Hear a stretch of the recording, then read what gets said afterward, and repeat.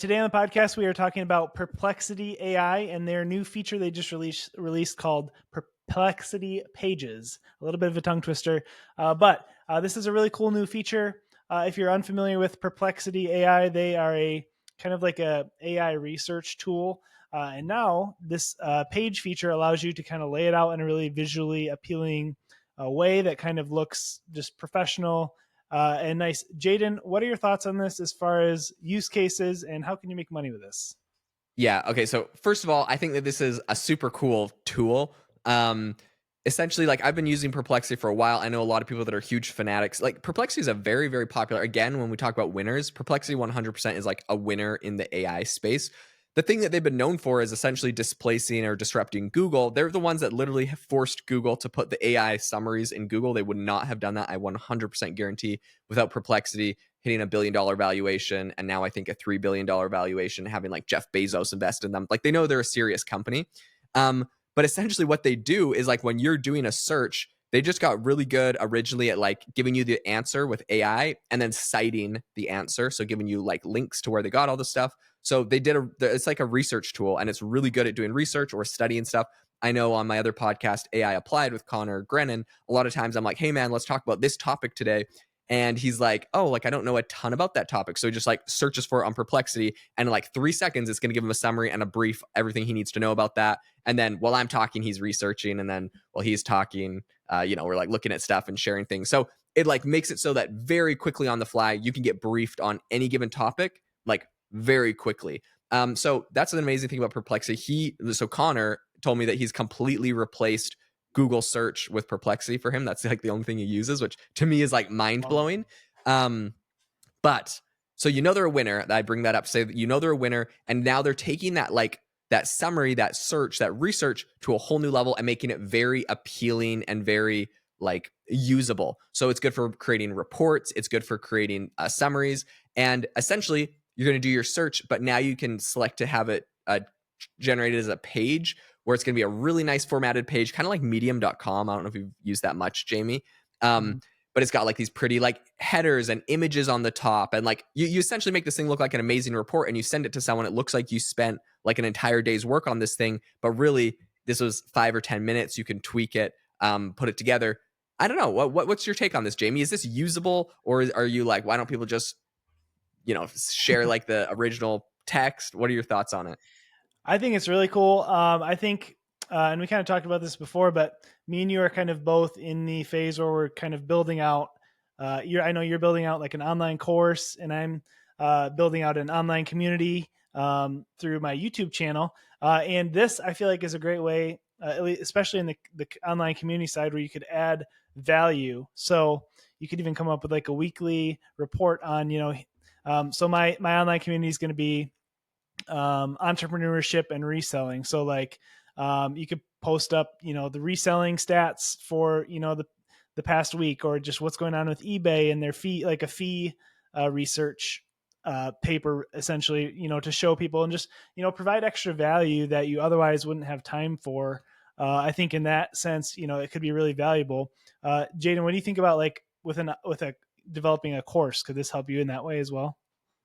Oh yeah, 100%. I think that for course creation, this is really really useful. Like, let's say you have a course on a specific topic, you use Perplexity to help you come up with content for it. It could create really nice, like downloadable, printable stuff for easy sharing. To essentially have downloads along with the course. And again, it's like, yeah, you could go and make like a really sophisticated, complicated thing on Canva or on like Google Docs. But the template is pre-built. It looks really good. It's all put together. And so I think any of these things where we're going from taking like these foundational kind of AI models that can do a thing to now like we're going more to the application layer. So it's like making that thing like more usable and digestible. I think this is an amazing direction for a lot of these companies to go. And I'm excited. Now, of course, it's not like Perplexity or OpenAI or Google or whatever can do like any foreseeable or perceivable or thinkable like app. Like they can't go in every direction, but they can pretty much sit there and think like, what are like the top 3 use cases of this tool that would be really useful, and they can kind of go after those and try to make them do them really well. I think it's really an interesting place where we're kind of getting out with these AI tools. Yeah, I mean, my one, anymore. Mostly, I've mentioned this before. When I Google search something, I just read the AI summary. I don't click on any web pages. But the one thing I do miss about clicking on web pages is the visual aspect. Like, when I do the AI summary, it's like this little mini paragraph, very simple. But there's nothing beyond that. Where sometimes, depending on the topic, it'd be nice to have a picture, to go along with it, or just something helpful. So I feel like this is kind of like the next step, and I feel like it'll be interesting to see if Google actually adopts this into their search summaries too. And like, boom, when you search something, instead of a quick little text box and then all the sponsored posts, it's like a big page, about what you're researching. I don't know. That is such a fascinating thing because up until this point, Google has been fighting Perplexity, and this is kind of like the next level of the fight. Like, do they copy this feature? Something interesting about this is these pages that you're actually creating on Perplexity, and this is why I think people should make them, is they're shareable, they are publishable, meaning that these pages that you create on Perplexity are already getting picked up by search engines.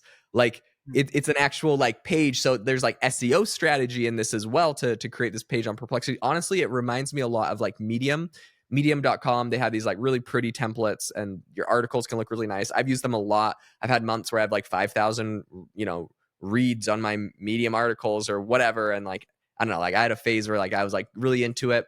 I think it's really, really fascinating that we're essentially Perplexity is now competing with them directly. But it's like interesting because it's like AI generated content is getting picked up by search engines. So like, what if the top 3 results on something were all Perplexity pages, and then Google used that to create their AI summary? It's just like the AI like cycle is wild. It'll be really interesting to see where this is going because it is high quality content, and Google doesn't necessarily penalize AI generated content. It's just penalizing like low quality content. So if these were high enough quality and then they're getting trained into the model, it's crazy. It's definitely AI inception. And I think there's some level of that isn't good. You see like the information deteriorates or whatever. So, and you can imagine like, I don't know, a spiral where maybe Perplexity's like using that snippet to generate theirs, and then it just goes back and forth. You can imagine some crazy stuff happening. In any case, I think we're at an amazing time to be in this space. These are some really interesting tools. They do make it more usable. So I definitely just recommend people jump on them, try them. Go try Perplexity Pages, make some of these things, especially anything built around your business or your audience. This is just more valuable SEO and more, it's definitely something that can help people find out more about you. So I think it's amazing. If you learned anything today in the episode, it would mean the world to us if you left us a review. We're trying right now. Jamie and I are on a push. We're getting close to 100 reviews, and we would really appreciate it if you guys could help us out. Drop us a review and help us hit that number. We'd be eternally grateful. But we hope that you all have an amazing rest of your day.